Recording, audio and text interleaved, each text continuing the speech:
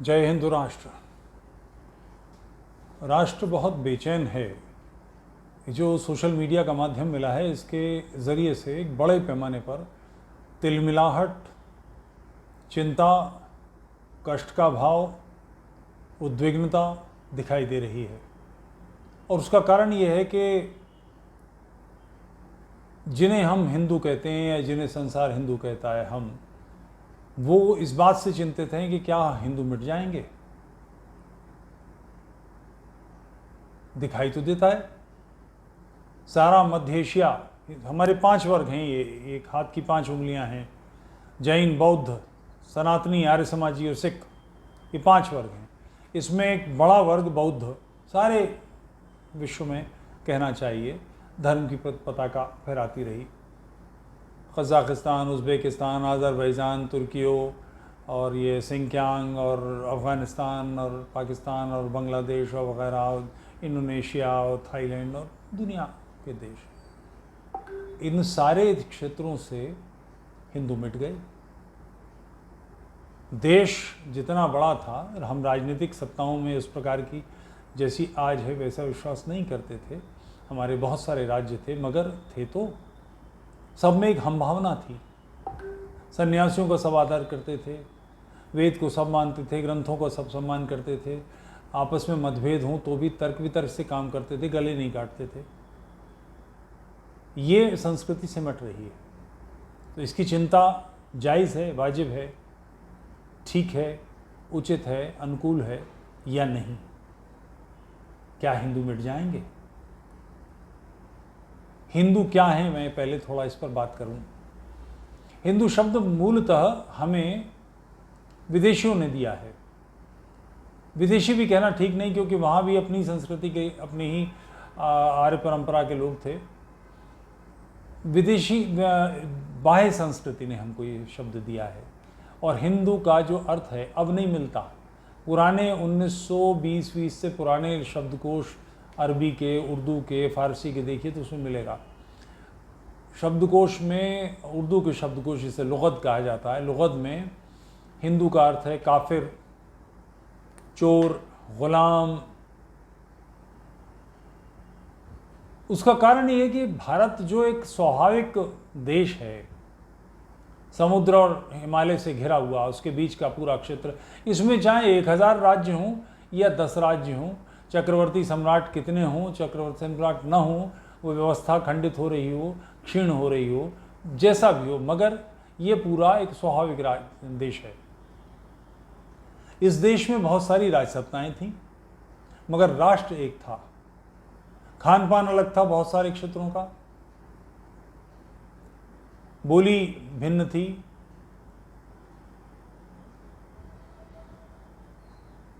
पांच कोस पर पानी बदले 20 कोस पर बानी, ये कहावत है हमारे यहाँ। तो 5 कोस पर पानी बदल रहा है और 20 कोस पर बोली बदल रही है। जिसे हम बोली कहते हैं, जैसे हिंदी, हिंदी के कितने डायलेक्ट हैं। मगध में जो हिंदी बोली जाती है, बनारस में जो हिंदी बोली जाती है, मेरठ के क्षेत्र में जो हिंदी बोली जाती है, ब्रजमंडल में जो हिंदी बोली जाती है, उनमें ज़मीन आसमान के फ़र्क हैं। जिसे हम बंगला कहते हैं उसमें कितने डायलेक्ट्स हैं, जिसे हम गुजराती कहते हैं उसमें जाने कितने डायलेक्ट्स हैं, जिसे तमिल कहते हैं उसमें जाने कितने डायलेक्ट्स हैं। थोड़े थोड़े अंतर से सारी प्रकार की भाषाएं काम कर रही हैं। भाषाएं भिन्न हैं, खान पान भिन्न है, पहनावा भिन्न है। असम में मेखला चादर पहनते हैं, राजस्थान में भेष पहना जाता है, कहीं साड़ी पहनी जाती है, कहीं धोती पहनी जाती है। स्त्रियों के धोती पहनने के 25 ढंग हैं, पुरुषों के धोती पहनने के 10 ढंग हैं। इन सब के बावजूद हमारे अंदर एक हम भावना थी, कुछ जीवन मूल्यों का सम्मान था हम पांचों में। इन सारी बातों के बावजूद तो हमारी सत्ता क्या थी, हम इसमें पढ़ते ही नहीं थे। विष्णु के उपासक, विष्णु के अवतारों के उपासक, राम के, कृष्ण के, वो सारे वैष्णव कहलाए। शिव के उपासक, शिव के परिवार के उपासक शैव कहलाते थे। भगवती दुर्गा के, छिन्नमस्ता के, काली के इत्यादि जो स्वरूप हैं भगवती के, वो सारे के सारे शाक्तों में सम्मिलित हुए उनके अंदर आते थे। भिन्न प्रकार के, दसों प्रकार के पूजा उपासना पद्धतियां। इससे पहले वैदिक काल था। वैदिक काल के देवी देवता भिन्न थे। ईश्वर की विभिन्न शक्तियों के नाम इंद्र, मरुत, पवन, बहुत सारे नामों से ईश्वर की शक्तियों को हम पुकारते थे, यज्ञ करते थे इनमें। मगर इसके बावजूद हम एक दूसरे के सिर नहीं फोड़ते थे। ऐसा नहीं था कि शाक्तों ने तलवार निकाल ली और वैष्णवों के गले काट दिए और वैष्णवों ने शैवों के गले काट दिए। रोमिला थापर जैसी दुष्ट महिला जिसने विशेष रूप से इस पर काम किया है, आजकल ये पुनियानी बहुत कम वक्त ऐसी बातें कर रहा है, और इस तरह के लोगों ने बहुत कोशिश की ये समझाने की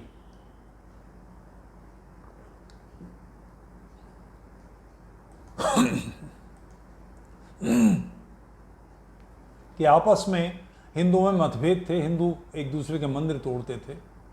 शास्त्रों में इस तरह की चुहलबाजियाँ चकल्लस मिल जाएगी कि आप पागल हाथी मारने आओ तो जैन मंदिर में मत जाना, और जैन आचार्यों के यहाँ भी मिलेगा कि पागल हाथी मारने आ रहा हो तो सनातनी मंदिर में मत जाना।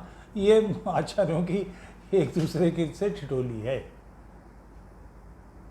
जैन और सनातनियों में रोटी बेटी के संबंध, एक दूसरे से विवाह, रक्त संबंध सामान्य बात है।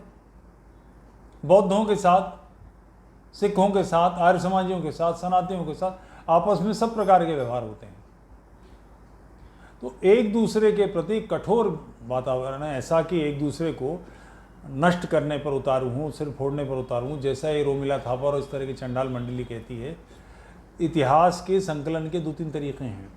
एक तो श्रौत परंपरा है कि भाई लिखित में नहीं है मगर समाज में जनश्रुति है, बातचीत में है। जैसे सोमनाथ पर महमूद गजनवी के 17 आक्रमणों का एक भी उल्लेख भारतीय वाङ्मय में नहीं है। किसी भारतीय पुस्तक में भारतीय परंपरा की किसी चीज में कहीं उल्लेख नहीं है। इसका उल्लेख ईरान से मिलता है।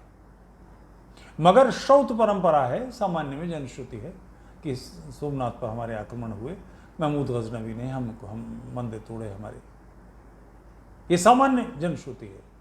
दूसरे, लिखित में कहीं कुछ होगा, शिलालेख मिलेंगे, पुस्तकों में मिलेगा, किसी नवाब ने, किसी राजा ने, किसी पुरोहित ने कहीं इसको दर्ज किया होगा कि जैन मंदिर किसी ने तोड़ा, बौद्ध मंदिर किसी ने तोड़ा, शिलालेख मिलेंगे कहीं किसी ने।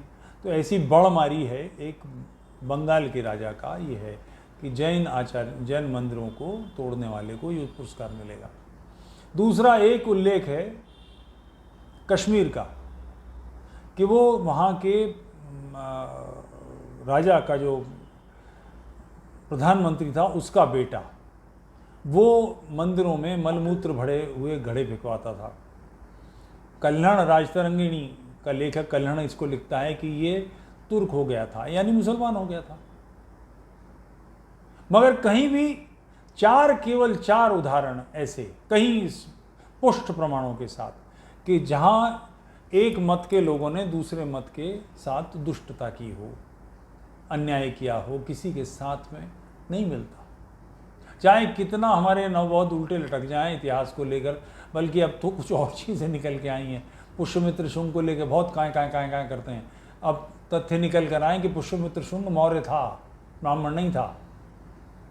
यानी बृहदत्त को मारने वाला उसी के परिवार का, उसी के संबंध का आदमी है, चाहे कितना कुछ कर लीजिए। बहरहाल ऐसा है। तो ये आपस में नहीं, तो इनके बीच में अगर किसी ने इनको हिंदू कहा तो क्यों कहा, इन्हें गुलाम, काफिर, चोर क्यों कहा?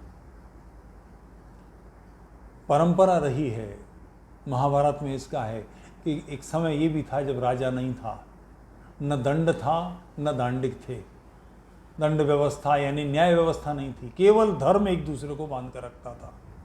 धर्म के जो 10 लक्षण हैं कि जिनसे जीवन संभव है, उनके होने भर से पर्याप्त था। ये राष्ट्र इतना शांति प्रिय रहा है। फिर इसमें विदेशी आए, विदेशी चिंतन वाले लोग आए और उन्होंने देखा कि ये एक फोर्स ही नहीं है। फोर्स बनाने की ज़रूरत क्यों पड़ती है, पुलिस बनाने की ज़रूरत क्यों पड़ी, सेना बनाने की ज़रूरत क्यों पड़ी? कि कुछ लोग दुष्ट हुए जिन्होंने समूह बना लिया। इस समूह की दुष्टता से ये डकैती डालेंगे, चोरी करेंगे, घर लूट लेंगे, लड़कियां उठा लेंगे, ग़ुलाम बना देंगे, बाज़ारों में लड़कियों को बेच देंगे, बलात्कार करेंगे, अत्याचार करेंगे। इनसे निपटने के लिए व्यक्ति सक्षम नहीं है। तब इसके लिए समूह बनाया गया जिसका नाम पुलिस या सेना था। तो ये उस मानसिकता के लोग जो इकट्ठे होकर निकले और उनके पीछे चिंतन था, इनकी उद्दंडताओं को, इनकी गुंडाई को, इनकी बदमाशी को जस्टिफाई करने वाला एक चिंतन था। क़िताल फ़ी सबीलिल्लाह, अल्लाह की राह में कत्ल करो, काफिरों को तकलीफ़ पहुंचाओ। जैसे अली मियाँ जो इनमें अच्छा खासा सभ्य आदमी, उसकी इमेज बनी हुई है, ये अरब में मक्का में गए थे, वहाँ इनकी तकरीर है, गऊ की कुर्बानी इस्लाम में फ़र्ज़ नहीं है, मगर चूँकि इससे काफिरों को तकलीफ़ पहुँचती है इसलिए हम गऊ की कुर्बानी को जारी रखेंगे। उत्तर प्रदेश में गऊ की कुर्बानी संभव नहीं है। चोरी छिपे कोई कर दे बात अलग है, तो फिर उसका हाल अखलाक वाला होता है। बिसाड़ा में बछड़ा मार दिया था तो उसका हाल फिर अखलाक वाला हुआ। 4 घर नहीं उस गांव में, उसके बावजूद नंदी बनाने के लिए छोड़ा हुआ बछड़ा, उसको हिलाया गुड़ रोटी खिला खिला के, और उसके बाद काट के हिंदुओं को बकरा बता के खिला दिया। तो होगा। आप परंपराओं का पालन नहीं करेंगे या उसका आदर नहीं करेंगे और उसकी अवहेलना करेंगे और उसको ठोकर मारेंगे, तो भाई परंपरा भी तो ठोकर मारेगी। तो खैर, इस चिंतन को जो बाहर से आया उसने देखा कि इनके बड़े बड़े बुद्ध विहार हैं, तक्षशिला यूनिवर्सिटी, नालंदा यूनिवर्सिटी। ध्यान रहे, दोनों यूनिवर्सिटियाँ बौद्ध यूनिवर्सिटी हैं। नवबौद्धों को भी ध्यान आना चाहिए। इस्लामियों ने जलाई, ये ख़त्म किए। बौद्ध विहार इस्लामियों ने जलाए, बौद्ध उन्होंने ख़त्म किए। भिक्षुणियों को निकाल के बौद्ध विहारों से और वेश्यालयों में, बाज़ारों में बेच दिया। ये इस्लामियों का काम है, जिसके कारण आज ये चिंता व्यक्त कर रहा हूँ मैं। और उसका नतीजा ये निकला कि पूरा अफ़गानिस्तान बिल्कुल सपाट। जो बचे कुचे थोड़े से सिख रह गए थे वो अभी निकल आए, 2, 4, 5, 10 रह गए होंगे शायद।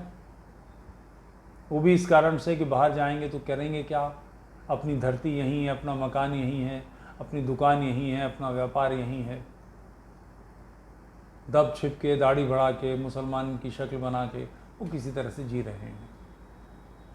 ऐसा ही पाकिस्तान में हुआ। पाकिस्तान बौद्ध क्षेत्र है, जितनी इस्लामियों की बेल्टें हैं ये सारे बौद्ध क्षेत्र हैं। एक झपट में मुसलमान होते चले गए, क्योंकि इनके पास लड़ने का कोई साधन नहीं था। तो यही चिंता जो मैं आपसे व्यक्त कर रहा हूँ उसमें भी तो यही है कि लड़ने का साधन आज भी नहीं है। आप भरोसे बैठे हैं सरकार के, तो सरकार तो नूपुर शर्मा और राजा सिंह वाला हल कर रही है, उनके खिलाफ मुकदमे कायम कर रही है, पार्टी से निकाल रही है। एक पूरी उथल पुथल वैचारिक स्तर पर हिंदुवादी संगठनों में है। अभी 3 वर्ष पहले दिल्ली में मोहन राव आए थे, पत्रकारों ने राष्ट्रीय स्वयंसेवक संघ के सरसंघ चालक और सर कार्यवाही वाणी अधिकृत वाणी होती है, वो जो कहते हैं वो उनका असली स्वर होता है।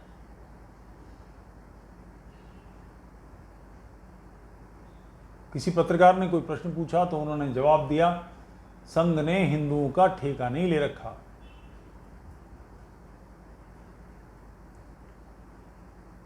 तो फिर ठेका किसके पास है? हिंदू समाज की रक्षा कौन करेगा? ये चिंतन बेसिकली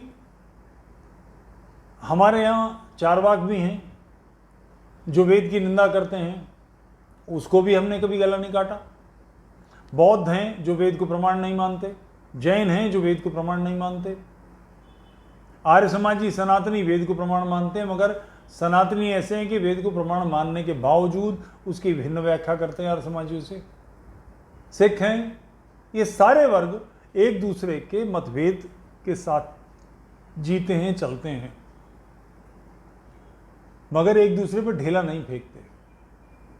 जिसे आज स्वर्ण मंदिर कहते हैं, इस स्वर्ण मंदिर में पिछली सदी के शुरुआत में मूर्तियां थीं, परिक्रमा में सब प्रकार की मूर्तियां थीं। आज वहाँ एक भी मूर्ति नहीं है। उसके बावजूद सिखों को लड़की देना हिंदुओं ने और सिखों की लड़की से शादी करना आज भी चलता है।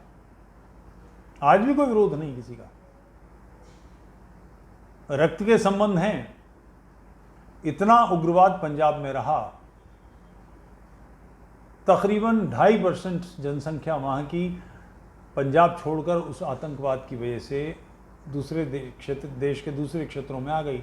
उसके बावजूद एक भी घटना पंजाब में सिखों की ऐसी नहीं है कि उन्होंने सामूहिक रूप से हिंदुओं का संहार किया हो। चाहते तो भून के खा जाते।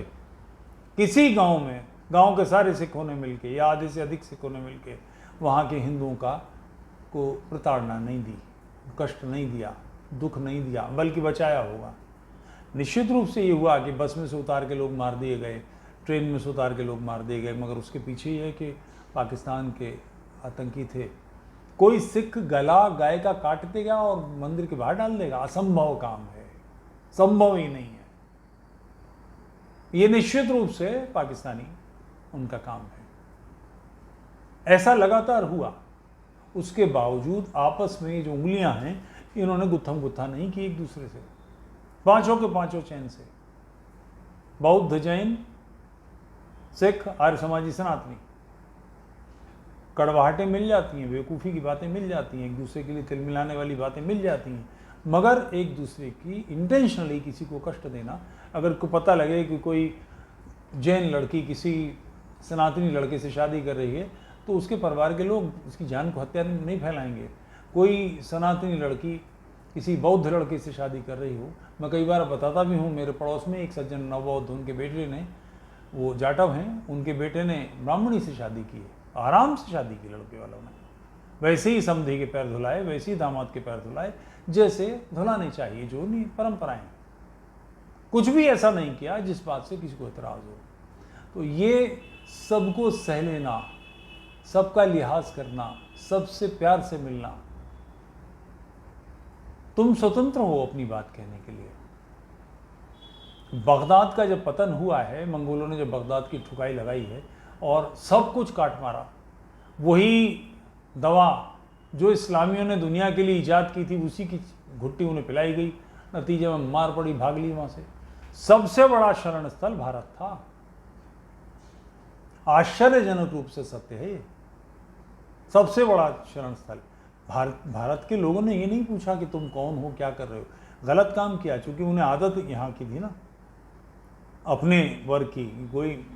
अगर कोई दूसरी पूजा कर रहा है तो क्या है, उसने गुरु बदल लिया, इसकी चिंता नहीं की। और उसका नतीजा अब ये चिंतन हम सब के अंदर है कि क्या हम हिंदू मिट जाएंगे? नहीं मिटेंगे, निश्चित नहीं मिटेंगे, बशर्ते हम अपने सत्व के रक्षण के लिए खड्गहस्त हों। अपने सत्व के रक्षण के लिए हमको कानून अधिकार देता, अपने प्राण रक्षा के लिए हम आतताई का वध कर सकते हैं। आतताई के वध करने की मानसिकता। पूज्य सावरकर जी का जो गीत है ना, स्वतंत्रते सुभगे सुजन पूजते अधम रक्त रंजिते। अधमों के रक्त से रंजित है स्वतंत्रता। अमूल्य है ये। इसके लिए अधमों का रक्त चढ़ाना पड़ता है, और अधमों का नहीं, अपना भी चढ़ेगा। इसके लिए हम तैयार हैं कि नहीं? यदि हम नहीं हैं तो तय समझिए हम नष्ट हो जाएंगे। और हमारा नष्ट होना इस पृथ्वी से उस अंतिम दिए का समाप्त होना है जो शांति का, अहिंसा का, प्रेम का, सज्जनता का बीज है। ये बीज दग्ध हो गया तो सज्जनता दोबारा नहीं पनपेगी। जितने सेमेटिक रिलीजन है, जुडाइज्म हो, यहूदी, ईसाई, इस्लामी, तीनों के तीनों हत्यारी मानसिकता के लोग हैं। इनके मूल ग्रंथ पढ़िए, इनके ईश्वर को समझिए। किसी जहन्नुम के दरोगा से भी ज़्यादा दुष्ट यातना देने वाला है। अल्लाह जैसे मैं काफिर हूँ, मुशरिक हूँ, तो वो मुझे अनंत काल तक यातना देगा, इसलिए कि मैं मुशरिक हूँ। मेरी खाल बदल देगा, मुझे जलाएगा, फिर खाल जल जाएगी तो फिर दोबारा खाल पर जला के बना के फिर मुझे जलाएगा। ये कुरान में ही है सब। क्यों करेगा? कि मैं भगवती जगदम्बा का उपासक हूँ, मैं अपने इस अधिकार को डिफेंड करता हूँ पूरी तरह से, पूरी उग्रता से। जैसे आपको अल्लाह मानने का अधिकार है, वैसे ही मुझे मूर्ति पूजे का अधिकार है। आप कौन है ये तय करने वाले कि वो 7वें आसमान में बैठा है या 5वें आसमान में बैठा है, उसके 3 टांग है या 5 सूंड है, उसकी सींग है, क्या है, और वही है, बाकी सब गलत हैं, ये तय करने वाले आप कौन हैं? जब तक मैं किसी को कष्ट नहीं देता, जीवन उसका संकट में नहीं आता, सभ्यता संकट में नहीं आती, राष्ट्र संकट में नहीं आते, संस्कृति संकट में नहीं आती, मुझे अपनी बात कहने का अधिकार है। यही हिंदू धर्म है। बेसिकली ये धर्म है। हिंदू तो इसके साथ इन भद्दी मानसिकता वालों ने ही जोड़ दिया है। तो हम एक दूसरे के प्रति सहिष्णु लोग हैं और हमको इंटॉलरेंट बताया जा रहा है, हमको इंटॉलरेंट बनाया जा रहा है। साधुवाद इंटॉलरेंट बनिए, यही मुक्ति का रास्ता है और कोई विकल्प नहीं है। यदि आप इंटॉलरेंट नहीं बनते तो इतिहास में जैसे डोडो पक्षी का नाम लिखा जाता है तो हुआ करता था, वो इतना सहज था, इतना सरल था, जो जाए उसके साथ बात कर, उसके साथ खड़ा होने को तैयार, नतीजा उसका अंधाधुंध शिकार हुआ, नष्ट हो गया। हमारी भी स्थिति आएगी यदि हम असहिष्णु नहीं हुए। असहिष्णुता के पथ पर पैर डालिए। पौरुष का पथ है, वीरता का पथ है, विजय का पथ है। जय हिंदू राष्ट्र। यूट्यूब चैनल तोफैल चतुर्वेदी को लाइक कीजिए, सब्सक्राइब कीजिए, सपोर्ट कीजिए, मेंबरशिप लीजिए। जय हिंदू राष्ट्र।